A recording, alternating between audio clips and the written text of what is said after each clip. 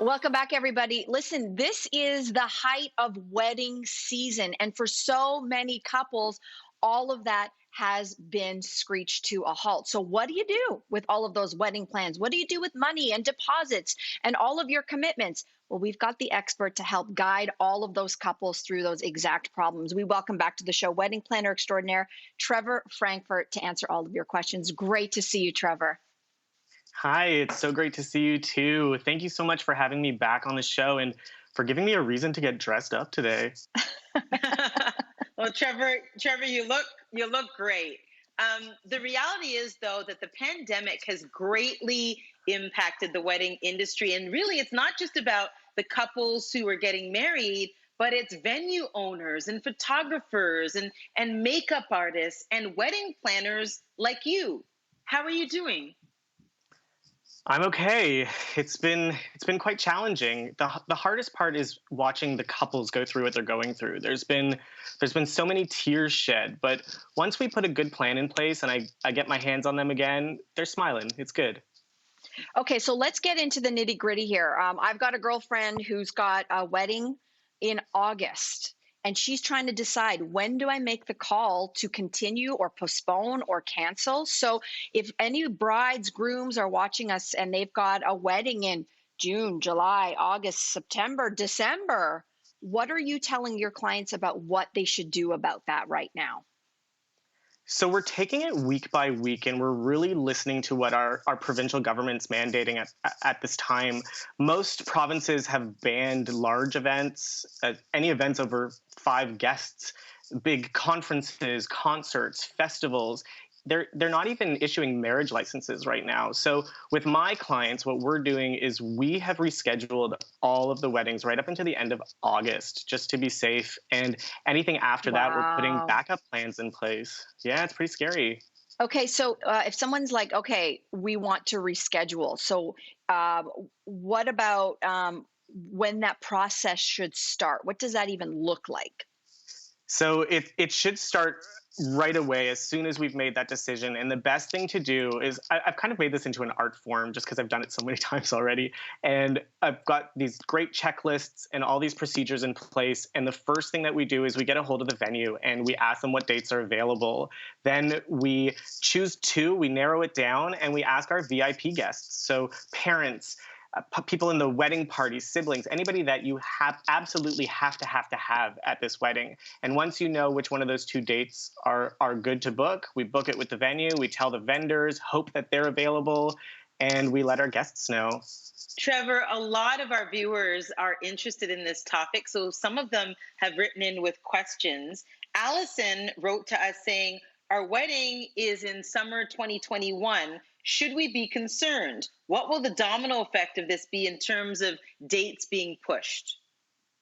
Yeah, so I mean, we're all hopeful that this will be back to normal by 2021, if not sooner.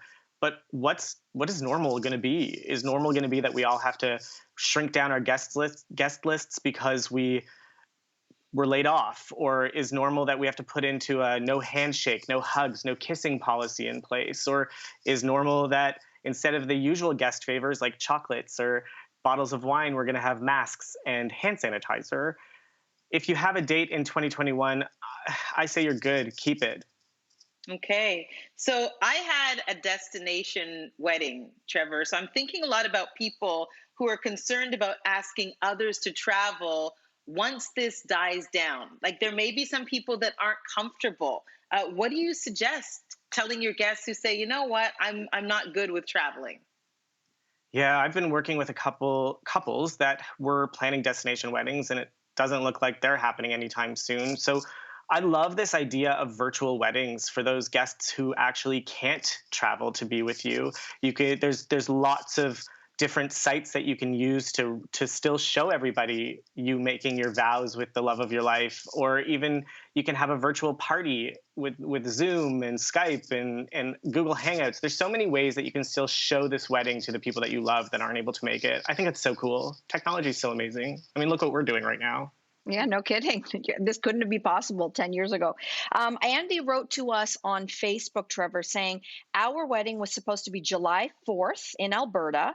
We have made the decision to cancel since we have over half of the guest list traveling for the wedding and want everyone to feel safe, thinking we may have a very small wedding when small gatherings would be allowed, film it and post it on the wedding site for everyone to watch safely at home. But what do we do about our deposits? Yeah, another tricky question. I'm so sorry, Andy, that you're going through this. I love the idea that you want to shrink the wedding down as opposed to canceling it altogether, because that's probably going to be the best way that you don't forfeit your deposits. Every vendor out there is going to be different with their cancellation and refund policies. But if you are willing to shrink that wedding down and still film it, you still might need an officiant and a videographer, a photographer, even maybe some flowers. Trevor, another viewer wants to know how to withdraw from her contract if the venue is not providing the best option. So I've heard of, couples being offered new dates that are not ideal, like a Thursday night in November, maybe. Can they do anything about this? There's different ways to approach this. And one thing is that we have to recognize that we're all trying to squeeze in 2020 dates into 2021. So we're looking at bringing 2 years worth of weddings into 1 year. So I don't know if there's actually a way to get out of a contract and get that deposit back, but there is always a way to work with the venue to try and get a better date. Maybe if they're only giving you a year to reschedule, ask them for a couple extra months if there's a better date that's handy for you. I mean, it really is unfortunate to have to get married on a Thursday if that's not your religious culture. But sometimes if you really just want to get married, you kind of have to roll with the punches. I know that's not what people want to hear, but it's the reality of this. Sadly, Trevor, there are a lot of these vendors who may not be in business when this is all over and maybe even filing for bankruptcy. That's why you say that wedding insurance is something that's really important for couples to get right now. So talk us through that. So wedding insurance is so important because it's exactly what you said. If companies out there are going to end up in bankruptcy, they're covered to get the money that they spent back.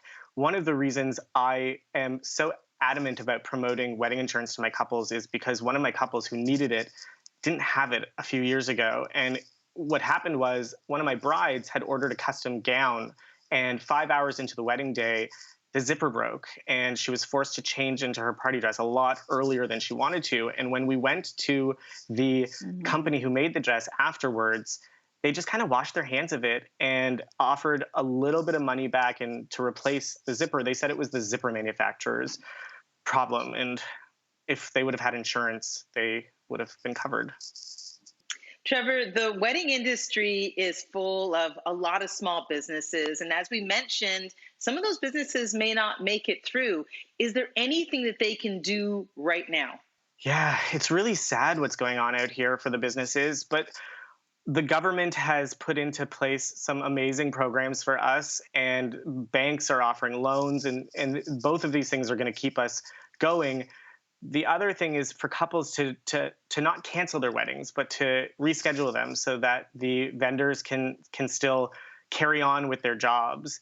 What I've been doing is I've got a close group of friends that are all entrepreneurs, and we put together a video chat every week. There's anywhere from 6 to 20 of us in the group, and we're just there to listen and offer advice and help each other through. And we just hope and stay positive that we'll be able to make it. Speaking of positivity, let's end on a positive note. Therese writes to us and she wants to know, how do I stay positive with having to postpone my wedding? It's such a letdown. What advice can you offer couples struggling with this right now? Well, I'm all about the pity party. So let it out. Let your emotions out. Cry, laugh, go through all the emotions. You have to. But then dust yourself off and rely on your vendors, your partner. We're all here to help you through this. And there's lots of things that you could still do while you're in lockdown and quarantine. You can work with your photographer on the photography shot list for the day. You can work with your band or your DJ on all the key moment songs that are going to play, like your first dance and your bouquet toss and all the songs for the ceremony. You can still write your vows and your speech, and maybe get started on that DIY project you wanted to work on and create your centerpieces and guest book. But just make sure you have a plan in place, because once all this is done, you want to just jump right back into the wedding plan.